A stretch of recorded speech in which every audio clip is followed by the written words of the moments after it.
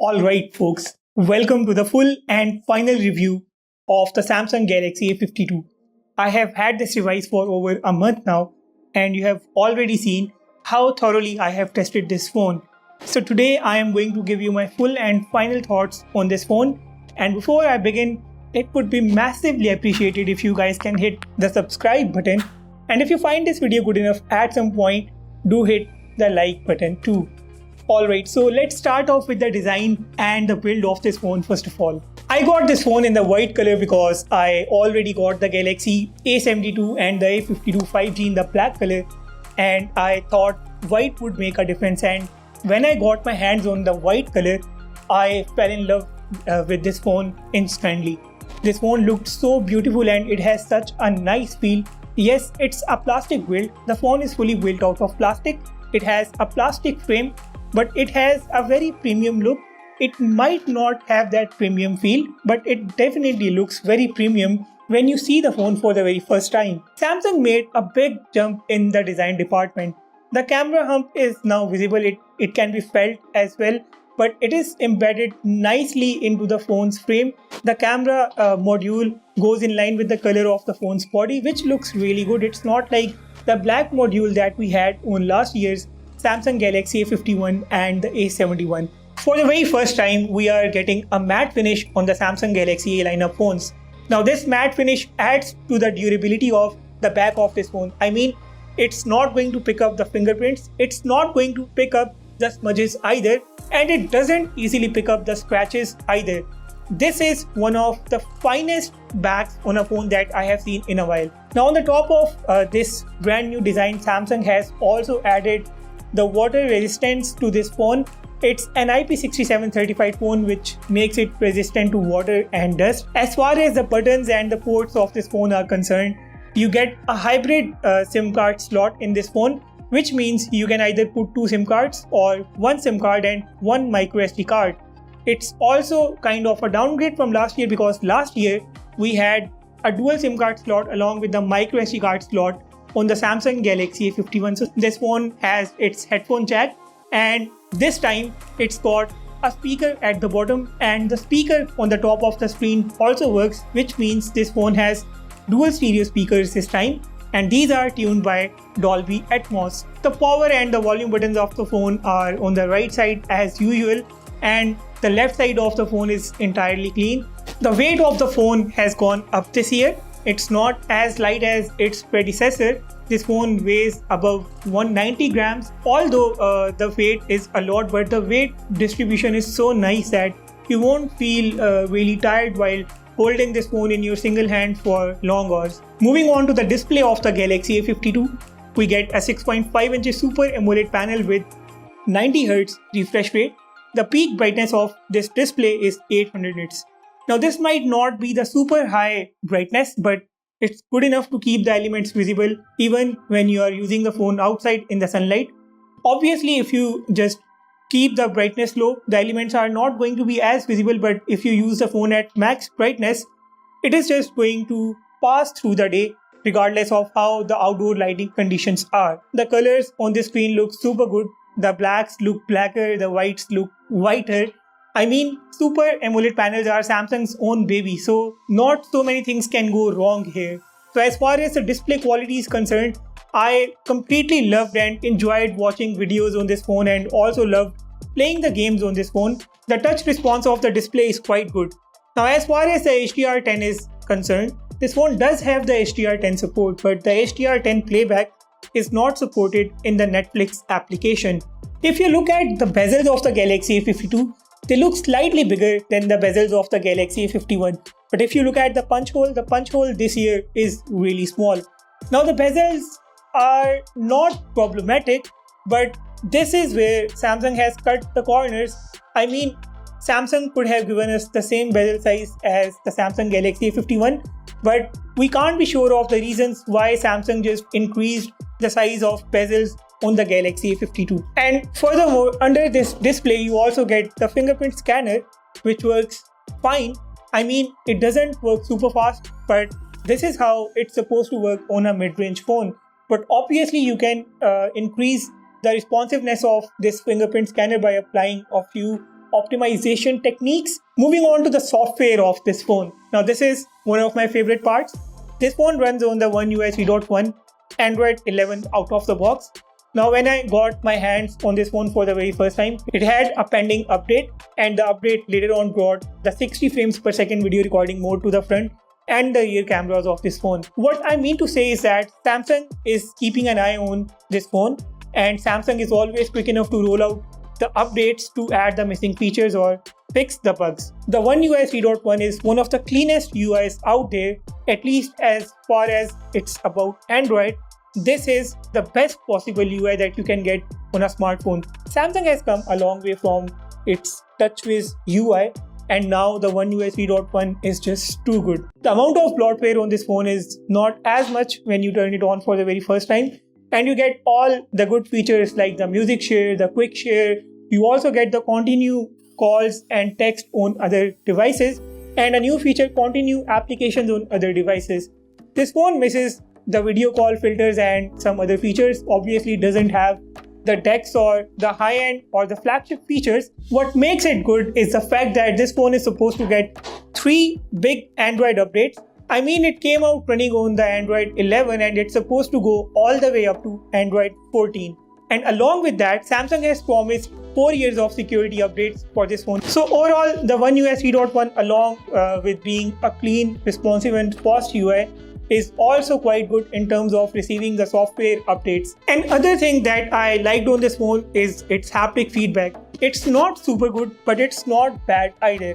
I enjoyed typing on this phone, and the touch feedback adds to your amazing experience on this handset. Moving on to the performance of this phone. Now there was a huge debate going on back in the day whether this phone runs on the Snapdragon 732G chipset or it's powered by the Snapdragon 720G chipset. I have finally concluded that the Samsung Galaxy A52 is powered by the Snapdragon 720G chipset, and the applications sometimes show it as 732G chipset, but in real, this is the Snapdragon 720G chipset in this phone. If you run AnTuTu benchmark application on your fresh phone, it's going to give you a score of about 290k, and if you keep throttling your phone, the score is going to go down to about 245k. The best part about the performance of this phone is that it doesn't easily heat up, and that surprised me. It's only going to heat up when you are going to throttle this phone for an hour or two, or if you are going to game for more than 2 hours, or just in case you are going to record 4K 30 frames per second video for over 30, 40 or 50 minutes. I played a lot of games on this phone and I enjoyed it. There were no lags. Obviously the games do not offer you the maximum graphics options. The chipset and the GPU has its limits. The PUBG Mobile gives you smooth ultra at max, and in this mode, this game is not going to cross 40 frames per second on the Galaxy A52. But if you play the Call of Duty Mobile on this phone with very high graphics and frame rate, it's going to give you 60 frames per second and a buttery smooth gaming experience. Games like Asphalt 9 are a piece of cake for this phone. These games look incredible on the device, and it's a treat playing such games on this phone as well. And obviously, if you are going to play the runner games on this phone, that is going to be a whole lot of fun because of that 90Hz refresh rate. And 90Hz refresh rate is kind of a blessing for this phone because it's going to put less strain on the screen of the phone. It's going to put less strain on the chipset, and it's not going to produce a lot of heat, and it's going to keep the things running really well on your device. Now I got this phone with a RAM of 8 gigs and internal storage of 1 to 8 gigs, and you can definitely find it with 256 gigs and 8 gigs configuration as well. And yeah, on the top of that you have expandable memory card slot, which means you can bump the storage up to 1 terabyte. And this is UFS 2.2 storage standard, which is quite good. As far as the speakers are concerned, I am not super impressed by these speakers. These are just average speakers. Yes, the dual stereo speaker does add to your experience of playing the games, and it gives you that good sound experience while listening to the music or watching the videos. But it is not super good. It's just fine. And I warmly welcome this new feature to the Samsung Galaxy A52 because this lays out very good foundations for the upcoming Samsung mid-tier device. As far as the battery of this phone is concerned, we get 4500 mAh battery. Now I would like to repeat here once again that this phone has got 90Hz refresh rate with that 6.5 inches Super AMOLED screen. So I ran two battery drain tests of this phone, and in one test I included all Samsung devices, and in one test I included the Xiaomi and Poco devices. So in my first test, when I did not put a lot of pressure on the phones, the Galaxy A52 4G gave me a battery time of 9 hours 30 minutes. Now this time was 30 minutes more than the battery time of the Galaxy A52 5G. So you see that how big of a difference the 90Hz refresh rate can make here. This is kind of an advantage on the Galaxy A52 4G. In my second battery drain test, I put a lot of pressure on the phones, and in that test the Galaxy A52 gave me a screen on time of about 8 hours and 28 minutes, which once again was really good. Now I have tested this phone with a 25-watt charger, and it's out of the box 15-watt charger as well. With a 25-watt charger, this phone can take anywhere between 70 to 100 minutes to charge its 4500 mAh battery, and with a 15-watt charger, it can take about 100 to 130 minutes to charge fully. It depends on your ambient temperature as well. If your ambient temperature is below 20 degrees, you are going to get the best possible charging time, but if it's above 25 degrees, the charging can take a little longer. And with this we reach the camera segment. Now this phone has its main Sony IMX682 64 megapixels camera sensor. It's got a 12 megapixels ultra wide sensor. Now both sensors are a big upgrade over the Galaxy A52's predecessor. This camera is loaded with a lot of features. In the camera app you can find 60 frames per second video recording for both the front and the rear camera. This camera has optical image stabilization too, but that works only in 1080p at 30 frames per second. You can switch from ultra wide to wide camera while recording a video. You can pause a video while recording, but you cannot switch between the front and the rear cameras on the Galaxy A52. You can do this on the Galaxy A52 5G. This feature is just missing on the Galaxy A52 4G as of now. The camera app has some other cool features too, like it's got the Snapchat fun mode, and it's got a very good Pro mode as well. Pro mode has some basic options, but the option that I miss in the Pro mode is the RAW capture feature.